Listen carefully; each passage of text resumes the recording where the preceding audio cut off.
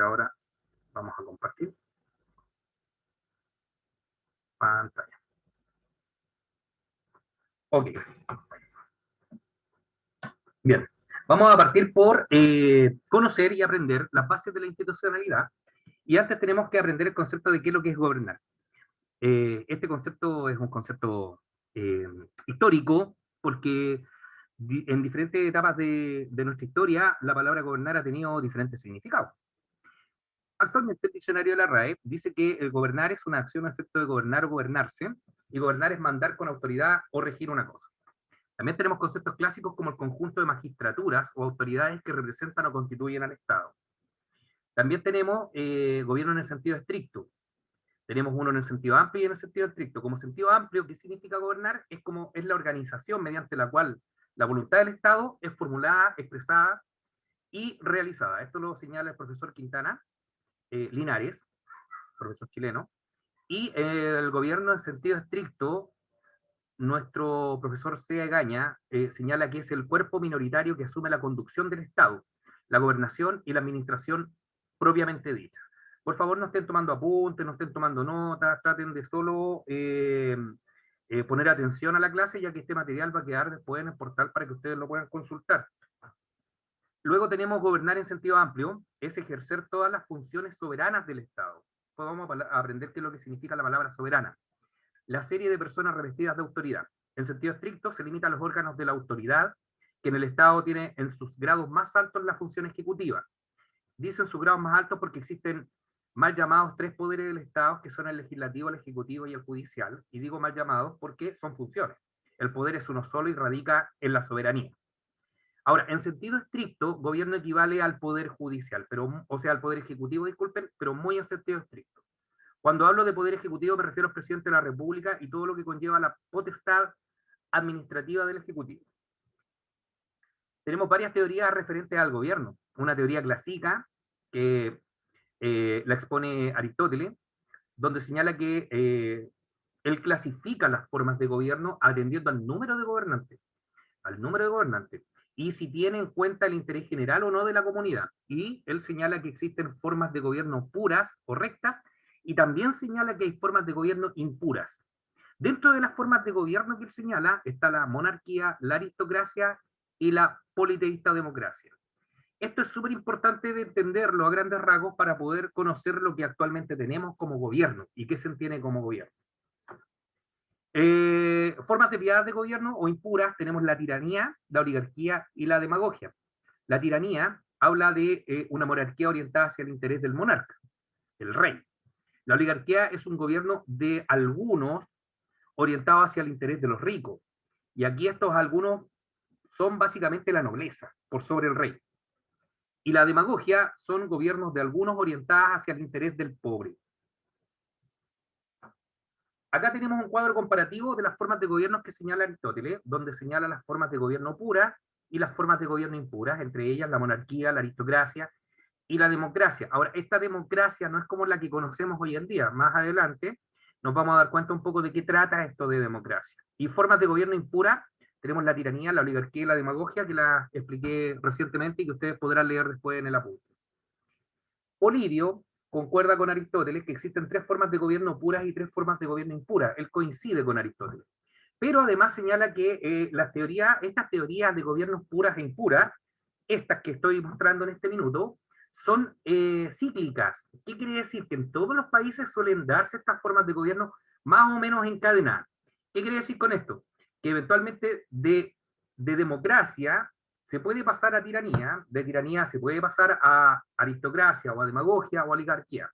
Y claro, ¿qué es lo que ha sucedido? En nuestro país, en Chile, históricamente hemos tenido gobiernos democráticos, luego hemos tenido gobiernos autoritarios, después tenemos nuevamente gobiernos que son gobiernos democráticos, pero dentro de lo democrático podríamos decir que hoy en día se está dando una especie de gobierno demagógico.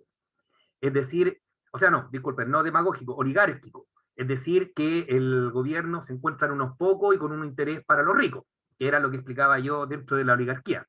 Por eso es importante comprender estas formas de gobierno de estudio que se han dado durante la historia para comprender qué es lo que sucede ahora en la actualidad. Porque ya por allá, por el año 200 después de Cristo, este señor Polibio viene a concordar con Aristóteles, que es del año antes de Cristo, que efectivamente estas tres formas de gobierno puras e impuras son y se dan como teoría cíclica en todos los gobiernos, que se va traspasando de uno a otro y que van cambiando, y que hay etapas del gobierno en donde hay democracia, un gobierno para los más pobres, otro para los más ricos, luego volvimos a un gobierno autoritario, concuerda este señor, y además la historia lo ha demostrado así. Sin ir muy lejos, en Alemania tuvimos gobiernos que fueron oligárquicos, gobernados por unos, el Rich, Hitler, y tantos más que podríamos señalar, gobierno monárquico, eh, como Gran Bretaña, Inglaterra, etcétera. Bueno, él cree en las formas mixtas de gobierno, y acá tenemos algo que ya por allá, por la Roma republicana, y esto es súper importante de poder explicarle a ustedes por qué hablamos nosotros de la Roma republicana, porque nuestro ordenamiento jurídico, que es lo que vamos a ver después, justamente se desprende de la Roma republicana. A diferencia de Estados Unidos y las películas americanas que puedan ver ustedes, que ellos tienen una derivación del derecho anglosajón. Entonces, obviamente, el common law o esto de la jurisprudencia, actos repetitivos en el tiempo que sientan jurisprudencia para hacer una normativa, nosotros no las tenemos, nosotros tenemos más una regla legal y tasada, que tenemos todo escriturado, está todo normalizado, que proviene básicamente de estas codificaciones y textos legales desde Roma, desde la República. Y acá ellos, a pesar de que tenían esto, tenían formas de gobierno mixtas dentro del mismo gobierno, porque los cónsules que eran los que estaban a cargo de Roma, o el que estaba a cargo de Roma, se diría que ahí había una especie de gobierno monárquico, pero además existía un senado, que podríamos hablar que era una aristocracia, porque gobernaban con un interés fijo para ellos. Pero también teníamos los comicios, que era algo que se daba extrañamente en las villas romanas, que ahí sí que existía la democracia, porque era el gobierno del pueblo, donde el pueblo podía autonormarse y autorregularse por sí mismo. Y estas consecuencias de gobiernos históricos los podemos traspasar hoy en día a nuestra realidad. Luego tenemos ya teorías políticas un poco más modernas, pero igual son antiguas, hablamos 1800, 1700, aquí tenemos a Maquiavelo. Él clasifica el Estado y da una primera clasificación de Estado y dice, a ver, nosotros aquí tenemos república y tenemos principados o monarquía. Y claro, nosotros somos la República de Chile, pero también Estados Unidos es una república. Su nombre no dice República de Estados Unidos, pero su forma de gobierno no es la de un principado o una monarquía. Entonces ya con Maquiavelo separamos la agua y decimos, a ver, acá o existen las monarquías o existen las repúblicas. Para tener en cuenta de qué trata uno y de qué trata otro. La monarquía se funda en el principio monárquico, que justifica el poder del monarca y funciona mejor donde existe desigualdad social y jurídica entre la nobleza y la plebe. Por otra parte, la república, en cambio, se funda en el principio democrático, que exige igualdad social y jurídica. Recordemos la Revolución Francesa como hecho histórico, ya que todo individuo concurre a la formación del gobierno. Primera vez que se ocupa el vocablo Estado, recién por esta época. Los términos monarquía, aristocracia, democracia son sustituidos por el binomio monarquía o república. O sea, ya no estamos hablando de toda la clasificación que di anteriormente, sino que ya nos estamos refiriendo a que hay dos grandes polos. O somos monarquía, que hay un interés de un rey, o somos república, que el poder soberano reside en el pueblo. Y nosotros estamos dentro de la última. Montesquieu clasificaba las formas de gobierno de acuerdo a su naturaleza, estructura de gobierno, y su principio, fuerza vital que lo dinamiza. Y él exponía que había monarquía, despotismo y república. Dentro de la monarquía, como dije, gobierno de uno solo, pero bajo mediante leyes fijas y establecidas y un sistema de control. Obviamente la diferencia entre una monarquía y un gobierno autoritario, un gobierno de dictadura, es que el monarca es soberano por representación de Dios, y porque la plebe, el pueblo, así lo ha querido, lo ha manifestado por su propia voluntad y ha querido seguir este sistema de gobierno. En cambio, el otro es autoimpuesto. Yo puedo entender que la monarquía en algún minuto estaba impuesta, obviamente, pero ya ahora es más una tradición. El despotismo es un gobierno de uno solo, Y aquí no hay reglas, no hay leyes, y su principio del terror. Y acá encasillamos a los gobiernos militares. Dentro de la república gobierna todo el pueblo, que es la democrática, o de una parte del pueblo, y ahí estaríamos hablando de aristocrática. Todavía existen algunas que son aristocráticas, algunos países que se manejan desde ese punto de vista. Rousseau acepta la clasificación tradicional de monarquía, aristocracia y democracia. Le interesa precisamente esta última, que es la democracia, claro, junto con la igualdad social, jurídica, política y todos los valores de la Revolución Francesa, junto con de los ciudadanos, los requisitos esenciales para la auténtica soberanía popular. De hecho, si revisamos el artículo 5 de la Constitución Política de la República Nuestra, dice que la soberanía, en el caso de Chile, reside en la nación y su ejercicio se da por el pueblo a través de las elecciones populares y de los plebiscitos. No dice que la soberanía reside en un rey, dice que reside en el pueblo, en la nación. Entonces, desde ese punto de vista, estaríamos encasillados a esto que lamentablemente no se ha desvirtuado un poquito, por eso hablé de que de democracia estamos pasando un poco a aristocracia, es la verdad las cosas, por esto de que la democracia busca la igualdad social, jurídica y política, y no se ha dado mucho la igualdad social. Pues vamos a poder comentar un poco más de esto. Ya tenemos teorías contemporáneas, como Carl Lowenstein, que él clasifica los regímenes políticos de acuerdo al grado de concentración que alcanza el poder político en una comunidad y el control que se puede ejercer del mismo. Y aquí dice, bueno, la autocracia es autoritarismo y totalitarismo, mientras que las democracias constitucionales son tres, y yo diría cuatro, porque aquí habla de un gobierno presidencial, un gobierno parlamentario y un gobierno convencional y otros. Si ustedes me preguntan qué forma de gobierno tenemos nosotros dentro de las democracias constitucionales, a viva voz les digo que nosotros tenemos un gobierno presidencial reforzado. En el año 2002, el señor Ricardo Lagos hizo varias modificaciones profundas a la Constitución Política de 1980, de hecho él es el que firma abajo la Constitución, donde incluso se entregó más poder que el que se había entregado al presidente en el año 1980. Así de drástica es la acumulación de poder que ha tenido la concentración en el presidente de la República actual. Ya, en cuanto a la autocracia, es la concentración del poder en una persona, o grupo étnico, o religioso, o partido político, y le corresponde merma o anulación de la libertad de las personas. Aquí podríamos hablar de lo que pasó en Alemania, el ejemplo que les di anteriormente. La característica es que el nombramiento y el cese de las funciones depende del detentador del poder, aquel que lo tiene.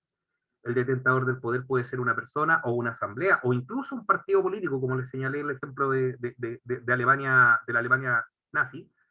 Ausencia de límites y control del poder y ausencia de responsabilidad porque carece de responsabilidad. Por otra parte tenemos el autoritarismo, que es una organización política en la cual hay un único detentador del poder. Aquí cabe lo del régimen militar que tuvimos nosotros en Chile. Es una persona, un dictador, o una asamblea, o un comité, o un partido que monopoliza el poder político sin que les sea posible a los destinatarios del poder una participación real en la formación de la voluntad estatal. Y las características son, claramente, un único detentador del poder, que puede ser una persona, una asamblea, un comité político o partido. Imposibilidad de participar en las decisiones públicas, un control político del Estado y existencia de otros órganos que detentan el poder y que son sometidos a este. Así que es importante tenerlo claro para poder conocer cómo se dan los tipos de gobierno. El totalitarismo, el concepto hace referencia a todo el orden socioeconómico y moral de la dinámica estatal, de lo que sucede en el Estado, en la República, en el país. Apunta más a una conformación de la vida que al aparato gubernamental. La pretensión de dominar es total. O sea, aquí tú no tienes voluntad de modelar la vida en tu integridad, no puedes ejercer ideología única, hay un dominio exclusivo de los medios de comunicación y un partido político único, que en el fondo es una aberración total a lo que nosotros conocemos como gobierno o Estado de Derecho. Como decía, la democracia, etimológicamente la democracia se compone de dos palabras que es demos y kratos. Demos, que significa pueblo, y kratos, que significa poder. Por tanto, sería la democracia como el gobierno del pueblo. Ahora, ¿cómo gobierna el pueblo? Buena pregunta. ¿A través de qué? El pueblo, solo los ciudadanos de una población, por ejemplo, de 300.000, solo unos 30 en la antigua, como hecho histórico, Roma eran ciudadanos. se excluían a los libertos, a los extranjeros, habían diferencias de clases sociales, habían esclavos, no solo diferencias de clases sociales. Áreas geográficas equivalentes a una pequeña ciudad, los que vivían en otra área no eran ciudadanos, no tenían los mismos derechos, había una disparidad. Lo anterior constituye la democracia como hecho histórico. Ahora, actualmente se debe hablar del ideal de democracia. Y la democracia representa ante todo Ignacio, antes una de que forma de siga, gobierno. disculpa que te interrumpa, hay gente que quiere entrar. ¿Qué quieren qué? Hay ¿Entrar? gente que quiere entrar, disculpa que te interrumpa, pero hace rato que están ahí y Ya, no pueden entrar y no tenemos facultades para aceptarlos nosotros. oh, qué raro. El que tenga facultad, porque de repente le sale, acéptelo nomás, chiquillo, en serio. Ya, ahí eran 2 personas, luego agregué. Yo voy, pero embaladísimo, sé que voy muy Disculpa, rápido, chicos, pero van a tener después su material para poder leerlo, revisarlo en detalle, que esto es como súper complejo, pero importante también de entender. Bueno, sin embargo, la democracia no puede practicarse ni concebirse si no va aparejada de ciertas actitudes psicológicas de los miembros de la comunidad, dentro de la cual ella se intenta establecer. Espérenme un poquito. Ya. Característica. ¿Quién debe gobernar? Buena pregunta. ¿El pueblo? Soberanía popular. ¿Cómo debe gobernar? El poder se ejerce con estricta sujeción a la ley y el gobernante es responsable de su acto. Actualmente, como democracia, principio de responsabilidad. El presidente de la República actualmente tiene un principio de responsabilidad. Por eso están las acusaciones constitucionales dentro del Senado, que en ese caso el Senado ejerce las funciones jurisdiccionales como un tribunal de justicia. ¿Para qué debe gobernar? Bueno, lógicamente para el bien común. ¿Qué es el bien común? Bien de todo y cada una de las personas naturales. Chuta. Pero ¿qué es el bien común? Complejo. Lo vamos a ver más adelante. Los valores de la democracia son la dignidad de la persona, la libertad y la igualdad. ¿Qué es la dignidad de la persona? Un derecho inherente a la persona humana, que uno nace con él, que tiene el derecho intrínseco relacionado a su propio ser por el hecho de ser persona. Y la libertad no hay mucho que explicar. No tenemos esclavos en Chile, en realidad. Chile, entre comillas, como dato histórico, fue el segundo país que abolió la esclavitud a nivel mundial. Entonces, igual no es menor el tema, como dato. Principios democráticos. Los principios democráticos: respeto, promoción, garantía de los derechos fundamentales. ¿Qué son los derechos fundamentales? También lo vamos a ver. La soberanía popular. El pueblo, a través del sufragio universal, elige a sus representantes. Poder nace del pueblo.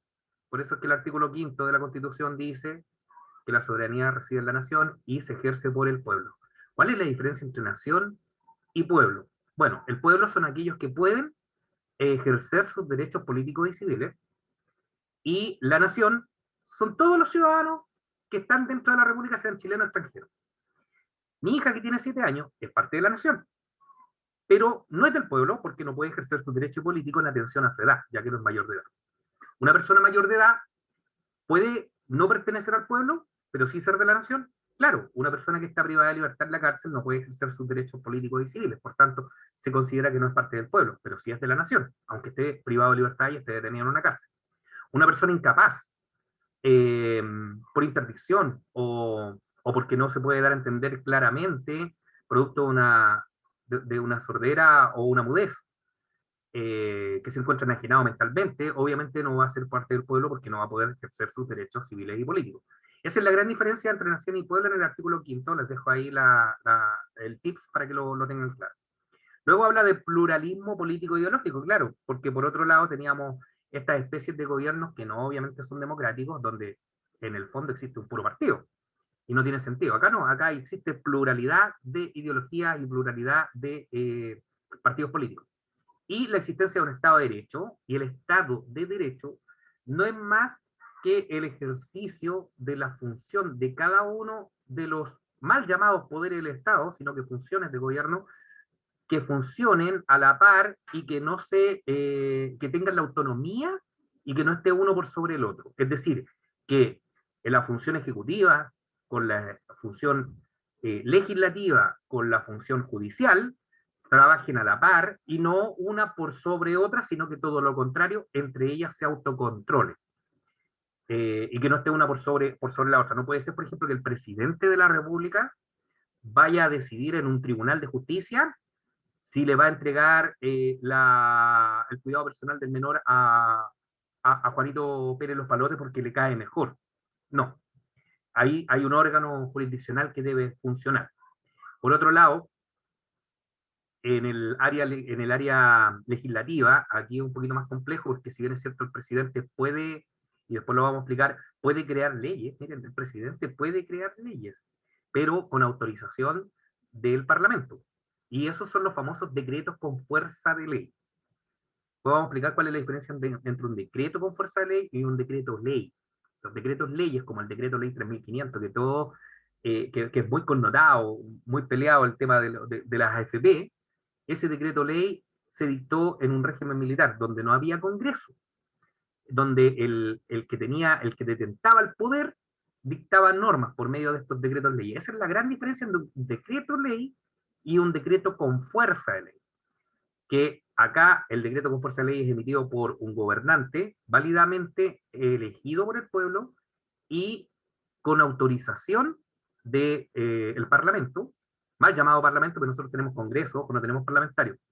No tenemos un sistema parlamentario, tenemos Congreso, congresistas deberíamos llamarle, que autoriza al presidente en determinadas materias para regular. Y una de ellas, por ejemplo, el DFL2 de las propiedades, que autoriza a las personas a comprar hasta un tope de 5 departamentos sin pagar impuestos y no considerarse que son empresas, por ejemplo, y que estos subsidios de DFL2 son para departamentos de tal a tal característica y de tal a cual monto.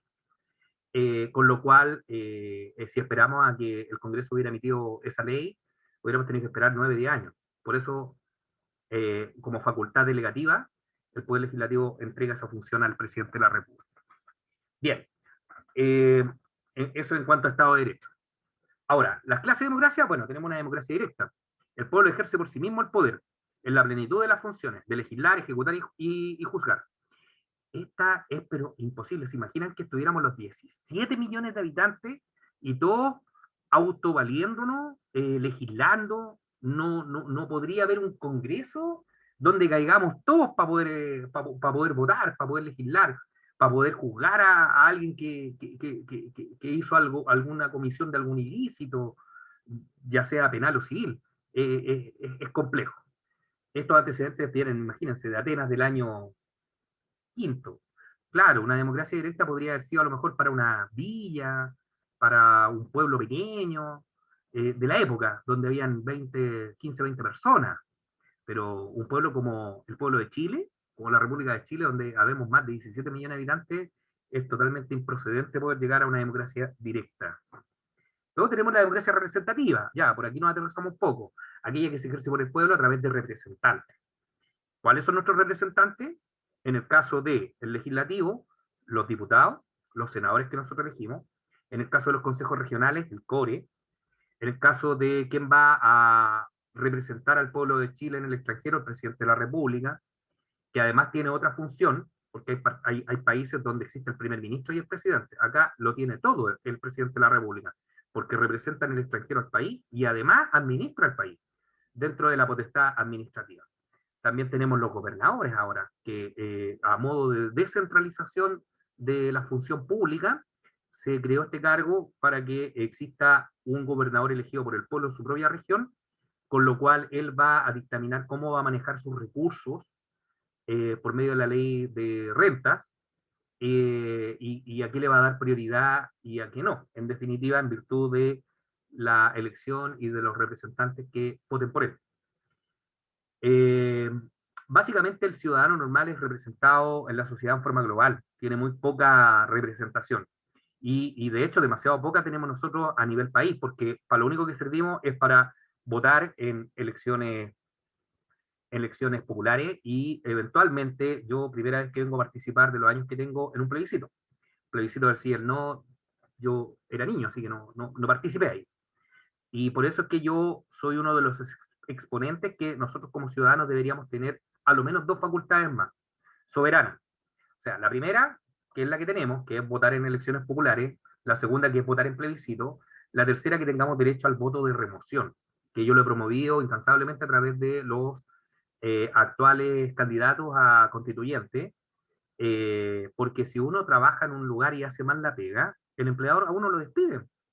Entonces acá también tiene que existir la posibilidad de que el ciudadano, cuando ve que hay un diputado, un senador, un concejal o alguien está haciendo mal la pega, no en forma directa él va a ir al CERVEL y va a pedir un voto de remoción, no, tiene que ser algo patrocinado por una cantidad importante de porcentaje de electores, que votaron por ese candidato, para que se pueda llamar a un plebiscito y elegir el sí y el no, si va a continuar o no, y si no, que se llamen a elecciones anticipadas. Y el voto de iniciativa de ley ciudadana, que también lo he propuesto en reiteradas oportunidades, porque el 85% de los proyectos de ley son de cargo del presidente de la República. Ni siquiera un diputado o un senador pueden promover una legislación al respecto. Y después le voy a explicar lo que pasó con el tema del 10%. Pero, por otra parte, también tenemos el tema de la... ¡Ah! Se me fue la onda, disculpen. Justo vi el computador y se me cruzaron los cables. Bueno, súper importante entender el tema de la representación en la sociedad global. Luego tenemos una democracia semidirecta, aquella en la cual se han introducido diversos mecanismos a través de los cuales el pueblo se expresa de forma directa su opinión o parecer en las decisiones. Y acá es lo que yo quiero justamente señalar, porque a nosotros nos falta el referéndum, la iniciativa popular, que era la iniciativa de ley, tenemos plebiscito, tenemos participación en la elección popular, pero nos faltan esas cosas. A eso tenemos que orientarnos, ojalá, a una democracia más semi-representativa que a una democracia representativa así como está actualmente, según el postulado. Evolución de la democracia representativa, en que el pueblo tiene un grado de participación. En esta democracia el parlamento depende del electorado, lo que se manifiesta en mecanismos de publicidad que se dan dentro del parlamento, en el contacto directo entre los parlamentarios y el electorado, y en el derecho del pueblo a pedir la disolución de la Cámara. Miren lo que les digo. Esa es la primera parte de la materia, son las 21:19. Espero, sé que fue muy rápido, pero esto les va a quedar a ustedes para que puedan absorberlo, digerirlo, con los comentarios míos, además con el video que va a quedar, para que puedan tener un poquito más de control. ¿Algún comentario? ¿Alguna, bueno, duda? Yo creo que millones, pero más que nada algún comentario. Está buena la clase. ¿Sí? Permiso, voy a tomar un poquito de agua. Imagínense cuando me tocan alegatos de 3-4 horas. Pero bueno, vamos a cerrar este Power y vamos a partir por la segunda presentación. Como les decía, esto va a ser una clase dura porque es introducción a todo lo que se viene, y lo lógico es que ustedes comprendan cómo funciona el sistema y por qué las cosas pasan, cómo pasan, y tantas ideas que pueden sacar desde acá.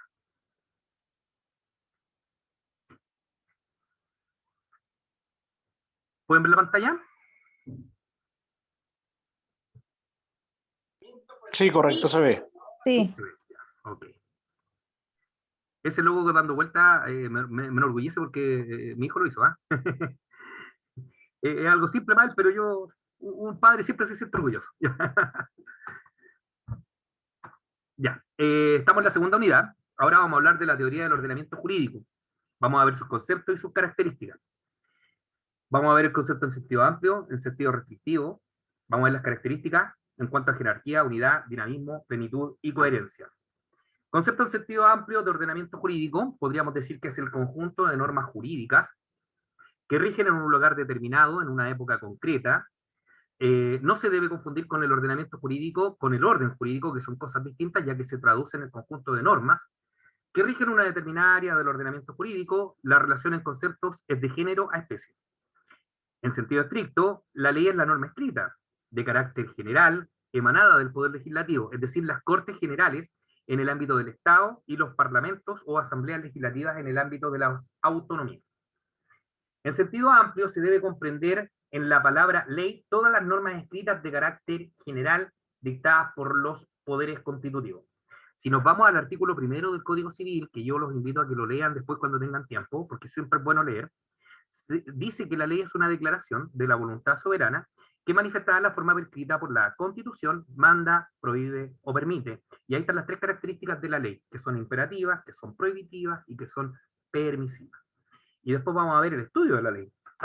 Bien, respecto a las características, hablamos de que la ley, yo acá les pido que ustedes hagan una pirámide. El señor Kelsen inventó este ejemplo, esta teoría. Y él decía que la pirámide, en la punta de la pirámide, estaba la Constitución, por sobre todas las normas legales. Abajito de la Constitución, el señor Kelsen dice que viene la ley. Ahora, en los tiempos modernos, nosotros hemos agregado entre la Constitución y las leyes algo súper importante, que son los tratados internacionales que versan sobre materias de derechos humanos. Ahí la pusimos. Y luego viene la ley, y al ladito de la ley, todos los otros tratados internacionales que no versan sobre materias de derechos humanos. Y de abajo de la ley viene todo el orden de la potestad reglamentaria. Este poder que tiene el presidente de la República como órgano ejecutivo, de poder dictar también normas a través de decretos, reglamentos e instrucciones, y no solo él, sino que además, por delegación de poder del mismo, eventualmente el director del Servicio de Impuesto Interno y de todos los órganos centralizados. Esa palabra centralizados. ¿Qué es un órgano centralizado y qué es un órgano descentralizado? También tengo que explicarlo para poder seguir avanzando acá. Un órgano centralizado es aquel que depende del gobierno, que no tiene personalidad jurídica, no tiene patrimonio propio, no tiene rol único tributario y depende del gobierno en todos sus aspectos, incluso respecto de los ingresos o el gasto público que debe tener para funcionar. Y aquí, por ejemplo, entra el Servicio de Impuesto Interno. El Servicio de Impuesto Interno no tiene un rol único tributario, ni una personalidad jurídica, ni un patrimonio propio, es del Estado. Entra la Tesorería General de la República, todos los ministerios y un sinnúmero de órganos que son centralizados. Ahora, un órgano descentralizado, aquellos que también realizan funciones de gobierno, pero que tienen una personalidad jurídica propia, tienen un rol único tributario propio y tienen un patrimonio propio. Y aquí la esencia o la madre de las madres de un órgano descentralizado son las municipalidades. ¿Por qué? Porque ellos tienen su propia administración, dinero, patrimonio, personalidad jurídica, RUT, etcétera, como persona jurídica de derecho público. Ya, bueno, respecto de las características, la parte de la jerarquía era algo que tenía que explicárselos porque cuando uno lee la Constitución como norma superior del orden jurídico, ocupa el vértice de la jerarquía legislativa. En su consecuencia, todas las leyes y disposiciones normativas con forma de ley quedan sometidas a la Constitución, va a ser chino mandarín. Quédense con la explicación que les di yo, para que entiendan lo de la pirámide, se hagan el ejemplo y entiendan cuál es la relación de las leyes y la jerarquía que se produce entre una y otra. Espero ser un poquito más explicativo que el Power. Ahora, en cuanto a la unidad, bueno, claramente debe existir la unidad del ordenamiento jurídico. Está determinada porque cada una de las normas que a él le pertenecen descansan o tienen como fundamento una misma norma, regla o principio. Y aquí, por ejemplo, nos vamos al orden civil. Si yo quiero ver una materia civil, existe una unidad. ¿Dónde? Código Civil. Si quiero ver una materia penal, existe una unidad. ¿Dónde? En el Código Penal o en el Código Procesal Penal. Materia de familia, Código de Familia. Materia laboral, Código del Trabajo. Y así. Tanta área que apunta directo a un orden jurídico ordenado. Materia tributaria, Código Tributario y aduanero, en general. Ahora, la plenitud carece de vacíos o lagunas, ya que todo conflicto jurídico encuentra en él su solución. A ver, un ejemplo de ello. El Código Civil nunca habló sobre... nunca reguló el acto jurídico como voluntad, lo vino a regular el Código Tributario. Otro código o otra normativa vino a suplir vacíos que existen en una determinada ley o norma, para darle coherencia. Y que la coherencia es lo que viene abajo. El orden jurídico es un todo armónico, que cuenta con medios, recursos necesarios para superar las contradicciones jurídicas, los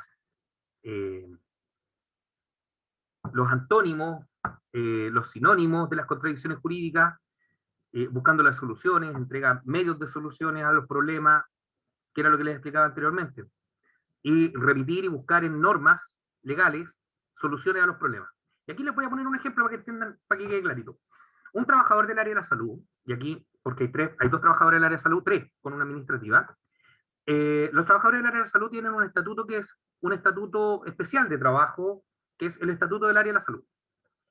Y a ellos los contratan anualmente, a contrata muchas veces, y el contrato les dura hasta el 31 del mes de diciembre del año en curso.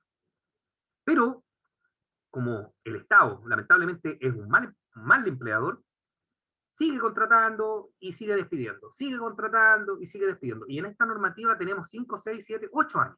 Imagínense. Entonces, cuando ya al 8º año, en realidad sí se le quiere despedir a una trabajadora, ya sea del área de la salud a nivel de corporación municipal, como también del área de la salud a nivel estatal, a nivel de órgano central, que ya lo expliqué, central, descentralizado. Esta persona, por haber sido funcionaria pública y haber estado bajo este estatuto de salud, o también puede ser el estatuto de educación, también para un profesor, ojo, se va con una mano adelante y la otra atrás, sin derecho a indemnización por año de servicio, no le pagan el mes por año, no le reconocen ningún derecho laboral.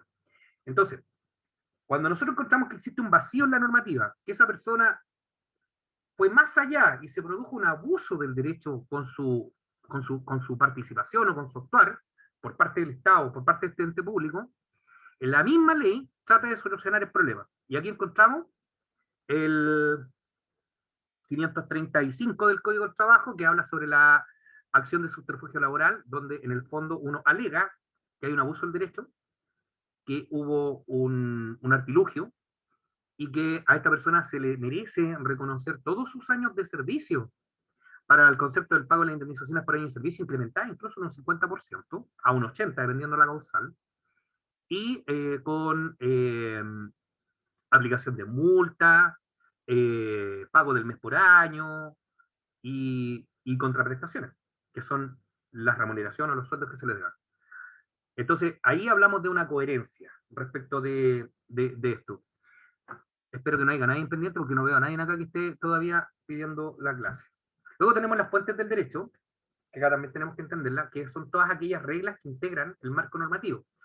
Y ponen conductas positivas. Cuando hablamos de conductas positivas o negativas, se entiende, pues, hacer o no hacer algo. O sea, cuando yo les dije que la ley era una declaración de la voluntad soberana que manifestada en la forma prescrita por la Constitución, manda, prohíbe o permite, manda hacer algo.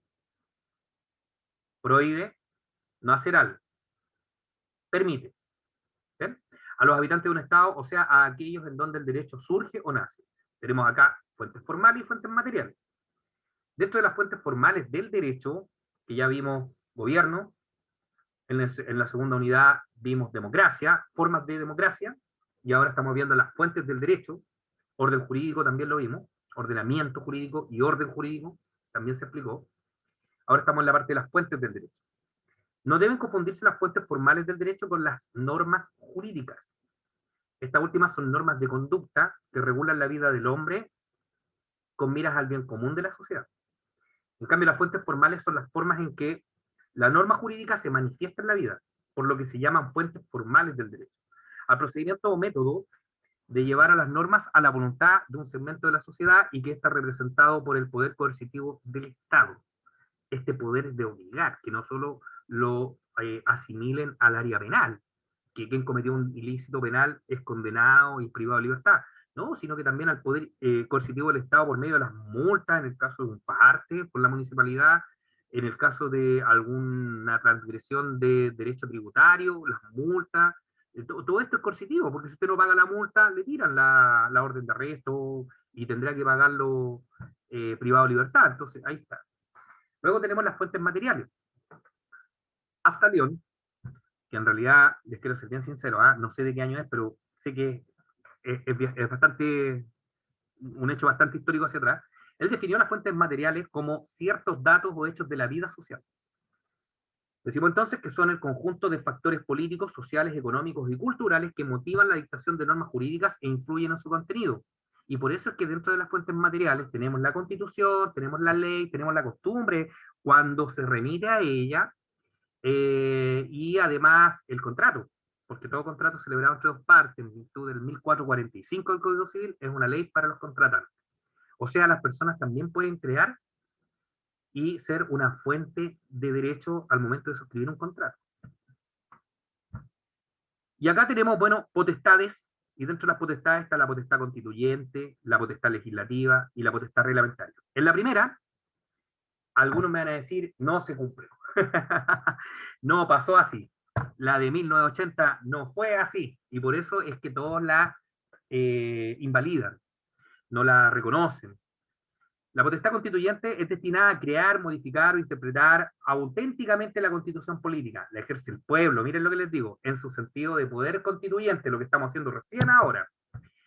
para crear, modificar, como les digo esto, derivado de modificaciones o interpretaciones, y que en Chile quien tiene la potestad es el presidente de la República, más el Congreso, y eventualmente el pueblo, miren, eventualmente el pueblo, así como bien alejado el pueblo. Claro, porque este plebiscito que tenemos ahora es un plebiscito que no habíamos tenido, o sea, parcial no, o sea, por lo general, el 10% de la AFP del primer retiro lo hicieron por medio de una modificación a la Constitución.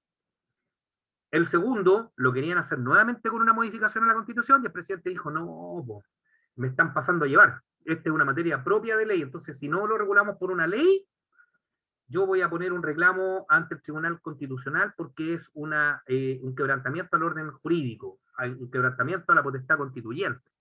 No, no corresponde. Y ahora vamos con el tercero, que lo están haciendo nuevamente como modificación constituyente. Ya el Ejecutivo dijo que iba a poner freno al tema, pero hasta ahora no hemos escuchado que haya sacado un proyecto de ley, así que no sé en qué va a quedar. Pero esas son las típicas peleas a nivel político que se dan entre el Ejecutivo y el Legislativo. Luego tenemos la potestad legislativa, que es destinada a crear, modificar, interpretar y derogar leyes. Decretos con fuerza de ley, que ya les expliqué la diferencia entre un DFL y un DL. Acuérdense, los DL no hay Congreso, y es un dictador el que los dicta. Y tratados, y es ejercida por el presidente de la República y por los parlamentarios en conjunto. Claro, porque el presidente de la República tiene el mensaje, que es la forma por la cual el presidente de la República envía proyectos de ley al Congreso. Se llama mensaje. Ahí, ahora, si el proyecto de ley nace desde un grupo de diputados o senadores, se llama noción parlamentaria. Bueno, la potestad reglamentaria es la que yo les expliqué anteriormente, está destinada a crear, modificar, interpretar y derogar reglamentos, decretos y resoluciones, instructivos, ordenanzas. Está radicado en el presidente de la República, obviamente sus ministros, sus secretarios, intendentes. Fíjense, aquí nombra a los alcaldes, a pesar de que los alcaldes no dependen del presidente de la República. ¿Por qué? Porque es la potestad reglamentaria en los órganos centralizados y los órganos descentralizados. Así que para que lo tengan en cuenta ahí. Tenemos una potestad jurisdiccional, de la cual emanan resoluciones y acuerdos judiciales y administrativos. Es ejercida por los tribunales de justicia y por la Contraloría General de la República por medio de los sumarios administrativos. Potestad social, que está radicada en toda parte del cuerpo social y de ella emana la costumbre jurídica. La potestad normativa de los particulares, en la que reconoce a los particulares para crear libremente normas jurídicas. Y aquí estamos nosotros, pues. El poder de la gente. Hay un reglamento que el Partido de la Gente creó con apruebo de todas las regiones, y ahí ustedes ven en plenitud lo que es la potestad normativa de los particulares, esta capacidad que tenemos libremente de poder crear, modificar o extinguir derechos y obligaciones entre nosotros. Potestad implícita del ordenamiento jurídico, que no emana de ningún órgano, de ninguna entidad en específico, sino que forma parte del ordenamiento jurídico en sí, el cual contiene principios, criterios normativos que forman parte de él de manera implícita. De ella surgen los principios generales del derecho, que los expliqué anteriormente, y la equidad natural. Esta lógica de que, producto de lo naturalmente obvio, las cosas deben ser de una forma y otra. O sea, yo debo entender que es una persona, la tengo privada de libertad y no le doy comida, no le doy alimentación, esa persona va a morir. Porque es lógico, no está alimentándose. Ahí viene de la equidad natural. Clasificaciones de leyes.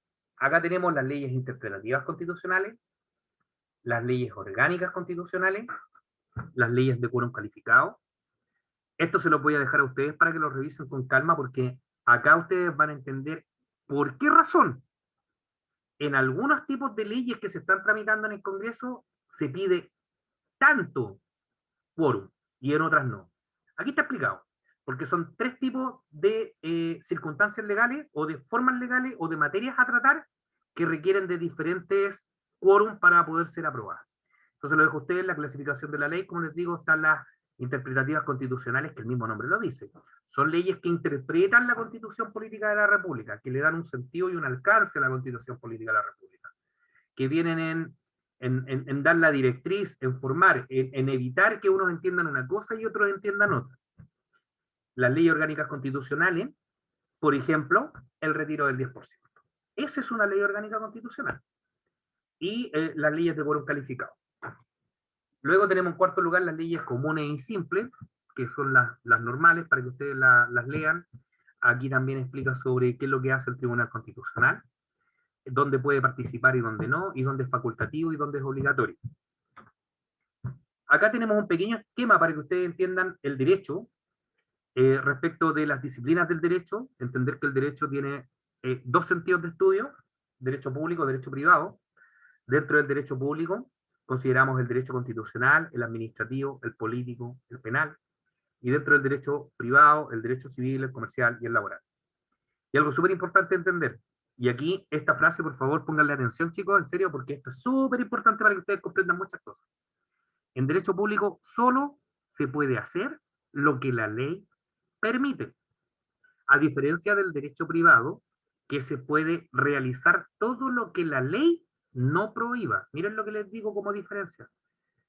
Y esto siempre lo uso de ejemplo, porque hace bastante años atrás, y no recuerdo el nombre del director del hospital que asumió en esa época, el hospital, la dirección del Hospital San Juan de Dios, en la comuna de Quinta Normal.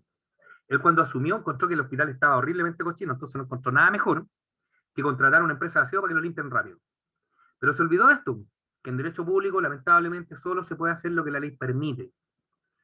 No lo que él hacía en el área privada, que es que se puede realizar todo lo que no esté prohibido.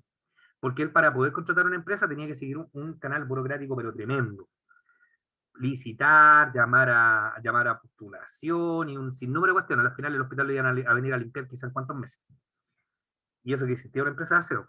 El problema es que estaba funcionando mal. Ahí como, se los dejo como tips.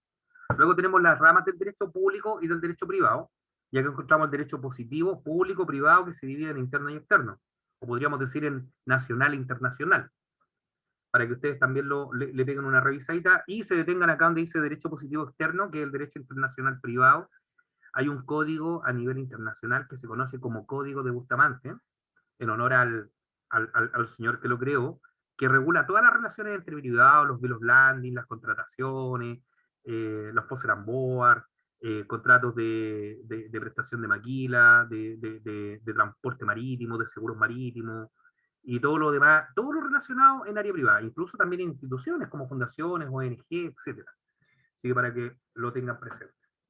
Y acá tenemos un cuadro más macro, donde ustedes pueden estudiar las ramas y elementos del derecho internacional ya, propiamente tal, y ver qué es lo que hace el Estado a nivel internacional desde respecto del derecho público, este Estado y organismo respecto a la propiedad pública, las fuentes del derecho colectivo, qué es lo que hacen, cuánto los tratados, y también conocer un poco lo que es el área privada, como individuos o sujetos privados, y lo mismo que les había señalado anteriormente.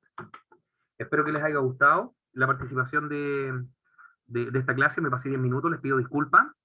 Pueden activar sus audios si lo desean, y esperamos la próxima clase puedan contestar ¿cómo se llama? Cuestionario. Claro, no el cuestionario, es una encuesta. Eso. Dejar de compartir la encuesta, eso. Chicos, yo creo que fue mucha materia durante muy poco, esa es la verdad las cosas, pero es que a mí me Está interesa. entretenida, sí. Sí, a mí me interesa que ustedes tengan una visión global. Si aquí no se asusten porque por mucho que estemos estudiando educación cívica, acá no va a haber pruebas, no se preocupen, no hay evaluaciones, no hay notas, ustedes no van a aprobar un grado académico, ni mucho menos, sino que esto es para que ustedes tengan un conocimiento y comprendan que gobierno como lo conocemos ahora tuvo un proceso para poder llegar a lo que tenemos. Y como lo decía en algún minuto, dentro de la información, estos procesos se van repitiendo. Entonces, no es ilógico el estudiar los hechos históricos de gobierno, porque hay que comprenderlo. Por ejemplo, ahí tenemos Venezuela. Imagínense, Venezuela es un país democrático que eligió un presidente en forma democrática, y resulta que ahora ese mismo presidente no es tan democrático.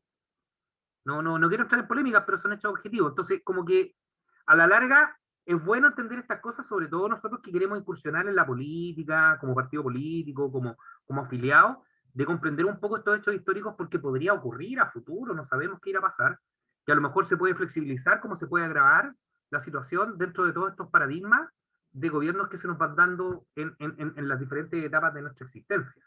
Y que a lo mejor nosotros, producto de de nuestra capacidad de vida que tengamos, no lo vamos a alcanzar a ver todas las etapas en funcionamiento. Pero siempre ocurre. Espero que les haya gustado la clase. ¿Tienen algún comentario, alguna duda, consulta? Está entretenida la clase. ¿Alguien más por ahí? Ah, oh, y a mí me encantó, a pesar que fue así como flash, pero al menos vamos a tener lo que nos va a mandar para ir leyéndolo con más tranquilidad. Gracias por todo, don Ignacio.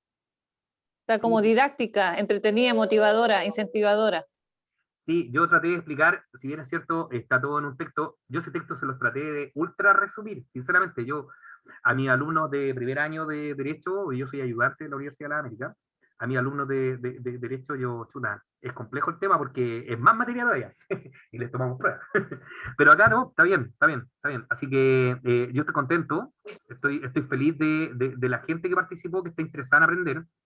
Vamos a mandar esa encuesta porque también me interesa que aprendan cosas prácticas, pero lo que era introducción a las institucionalidades está más que bien.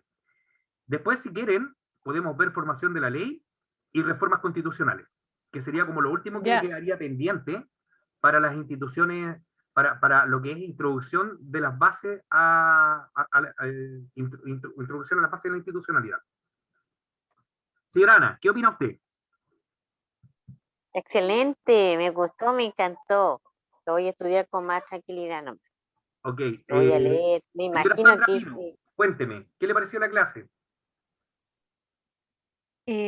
Bastante entretenida, cumplió todas mis expectativas.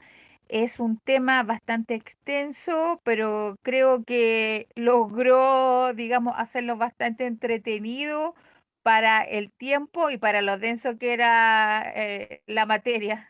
Sí, la temática era Así un que poco no, compleja. sí, compleja y denso el tema además. Sí, Pero sí, logró mantenernos atentos a todo lo que fue la clase. sí. Menos mal que no los Así que aburrí se porque agradece. los magistrados se me quedan dormidos cuando estoy hablando yo en la audiencia, así que espero no haber... No, nos mantuvo atentos, nos mantuvo atentos. Sí, cuando estoy hablando con los magistrados les pego los gritos de repente, ahí como que levanto el tono para que despierten ahí, no, los pobres viejitos. ¿Ah? No, no nos dio sueño, no nos dio sueño. Señora Elsa, cuénteme, ¿cuál fue su opinión? Profesor. Sí, dígame, don Juan. ¿Sí? ¿Quién habló? Pablo por acá, de Copiapó. Pablo, dígame. Sí, lo que pasa es que en un sector de Copiapó se nos cortó la luz, así que estuve suspendido como por lo menos 12 minutos. Va a quedar disponible la grabación, profe, para que la podamos ver antes de